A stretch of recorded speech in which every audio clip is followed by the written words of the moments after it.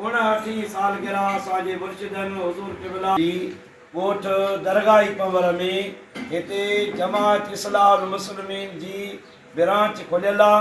काफ़ी अरसे खां जमात इस्लाह मुस्लिमीन जा ब्रांच जा उहिदेदार पाण में गॾिजी करे मुर्शिदनि जी सालगिरह मल्हाई अथऊं। 21 मार्च असांजे मुर्शिदनि जी विलादत आहे।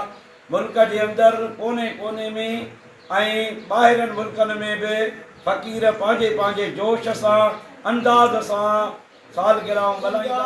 इहे ताहिरिया हर मुरीद शीअ जी ज़िंदगी गुज़ारे, शीअ नज़र अचे, शीअ जी नज़र शीअ जी ज़िंदगी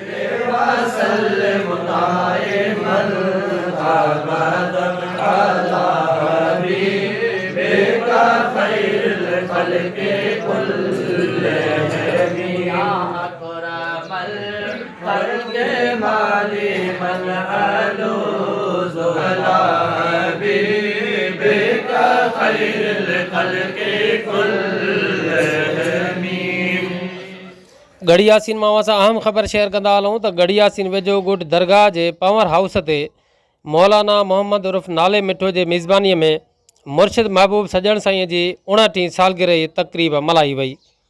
तुफ़ैल अहमद अबड़ो ऐं फ़क़ीर अली ख़ान अबड़ो सालगिरह तक़रीब में ख़ुसूसी तौर शिरकत कई। सालगिरह तक़रीब में केक कटे मुर्शिद साईं जी वॾी जमार सिहतयाबीअ सां गॾु मुल्क ऐं क़ौम जी तरक़ीअ लाइ दुआऊं पिणु घुरियूं वयूं।